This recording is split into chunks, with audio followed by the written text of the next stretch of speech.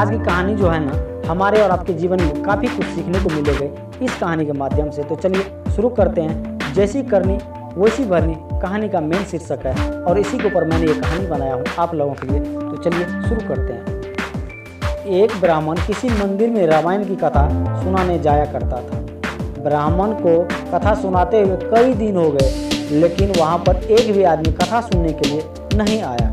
एक दिन ब्राह्मण देवता जब कथा पढ़कर वापस लौटे तो श्री राम ने अपने पास खड़े हनुमान जी से पूछा, हे पवन पुत्र, यह बेचारा ब्राह्मण रोज यहाँ आकर कथा सुनाने का काम करता है और लोगों को कथा सुनाता है, पर सुनने वाला यहाँ पर कोई नहीं होता है। भक्तों के न आने से ब्राह्मण देवता को रोज खाली हाथ ही लौटना पड़ता है। अब जिस दिन कथा समाप्त होगी उस दिन ब्राह्मण को कुछ न कुछ मिलना चाहिए। यदि उस दिन कुछ भी ना मिले तो बेचारे ब्राह्मण को बड़ी निराशा होगी और वो हमारी भक्ति जो कर रहा है उस पर से उनका विश्वास सदा के लिए उठ जाएगा।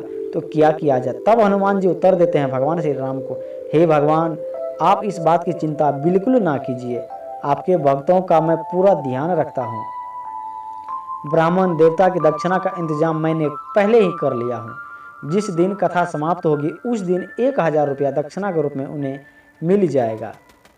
श्री राम और हनुमान में होने वाली इस बात को एक कंजूस दीवार में सटकर सुन रहा था। वह सुनकर खुशी से उछल पड़ा। दौड़ा दौड़ा वह उन ब्राह्मण के घर पहुंच गया। सेठ को अपने घर में आया देख ब्राह्मण जी को काफी प्रसन्नता हुई। पूछा, कैसे दर्शन दिए सेठ जी आपने, आपकी क्या सेवा करूं? सेठ बोला, महाराज जी, मैं सेवा करने के लिए भगवान ने मुझे आपके चरणों में भेजा है, आपसे कुछ निवेदन करना चाहता हूँ। तब जाके ब्राह्मण जी बोलते हैं, धन्य भाग, कहिए क्या कहना चाहते हैं? सेठ बोला, इतने दिनों से आप मंदिर में कथा करते आ रहे हैं, अब कथा की समाप्ति का समय आ गया है। इस संबंध में आपके साथ ठेका करने आया हूँ। ब्राह्मण ने पूछा, कैसा ठेका सेठ जी? लेने के देने पड़े इस कहानी का शीर्षक है दोस्तों, जैसा करने वैसा बढ़ने। आगे का बात सुनिए। यही कथा की समाप्ति के दिन जो दान दक्षिणा अन्य वस्त्र आदि सब प्राप्त होगा वह सब मेरा होगा। इसके बदले में आपको 500 रुपया अभी देता हूँ। यह कहकर सेठ ने 500 रुपये निकालकर ब्राह्मण को सामने रख देते हैं। ब्राह्मण को हंसी आ गई। बोला, सेठ जी क्यों मेरी मजाक उड़ा रहे हो? आप देख नहीं रहे हो, कई दिनों से मैं यहाँ पर प्रवचन कर रहा हूँ, लेकिन कोई भी श्रोता सुनने के लिए यहाँ पर नहीं आता है। मुझे लगता है कि समाप्ति के दिन भी वहाँ पर कोई भी नहीं आएगा। जब लोग ही नहीं आएंगे दान दक्षिणा मिलेंगे कहाँ से? ब्राह्मण जी बोलते हैं सेठ जी से। तब जाके सेठ बोलता है, कोई बात नहीं, चाहे आए या ना आए, दक्षिणा मिले ना मिले, ये मेरे भाग्य की बात है, लेकिन मैंने आपको 500 रुपया में ठेका किया हूँ, आपको 500 होगा, बाकी जो भी होगा वो मेरा होगा। ये लीजिए 500 रुपया आप एडवांस में पहले रख लीजिए। सेठ के आग्रह पर पंडित जी ने रुपया अपने पंडिताइन को दे दिए और मन ही मन प्रसन्न हो गए। जहाँ तक एक भी रुपया मिलने की आशा नहीं थी, वहाँ 500 रुपये उन्हें मुफ्त में आ गया। पंडित जी को मन ही मन काफ़ी खुशी हुआ था। बात पक्की हो गई। कथा की समाप्ति के दिन सेठ जी ब्राह्मण को लेकर मंदिर पहुँचे। विधि विधान पूर्वक कथा आरंभ हुई। सेठ जी भक्ति भाव से कथा सुनाते रहे। कथा की समाप्ति पर आरती हुई, लेकिन एक भी रुपया ना मिला। कोई आया ही नहीं, रुपया कहाँ से मिलेगा?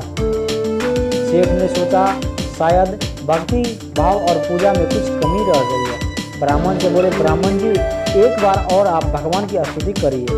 ब्राह्मण ने श्रद्धा से दोबारा स्तुति की और अपने घर को लौट आए।